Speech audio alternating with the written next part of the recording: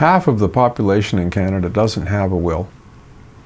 And this can be very untidy because it leads to an intestacy, inheritance by succession law, inheritance subject to matrimonial claims or spousal priority interests.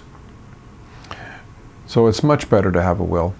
But if you feel that you really don't want to do it because you have a general morbid aversion and you think that if you do a will you'll die, then what will happen is if you don't have a spouse, your children will receive equally. And this includes the child with disabilities or special needs, so there won't be a Henson trust for that child. There won't be a trustee to manage it. And if there is a spouse, then the spouse has a spousal claim to an adjusted 1/2 interest of your total estate, or, if they prefer, a priority claim to the first $200,000, and then the spouse and your children share the rest equally. You can see this is very, very untidy. It certainly will involve a probate application and estate administration tax, or what are called probate fees. There will, of course, be legal fees involved in this process. It's extremely untidy and expensive.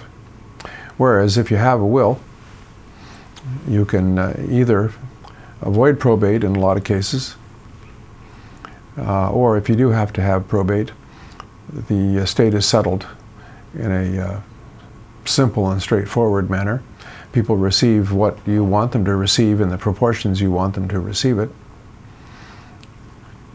And the trusts are set up for a child with special needs. This is a much better procedure. There's all sorts of information about intestacies, and all of it is a horror story. But if that's the way that it proceeds, as half the population will proceed, then, well, of course, that'll make the lawyers richer as well. And with that happy note, if you'd like to discuss this further, please give me a call.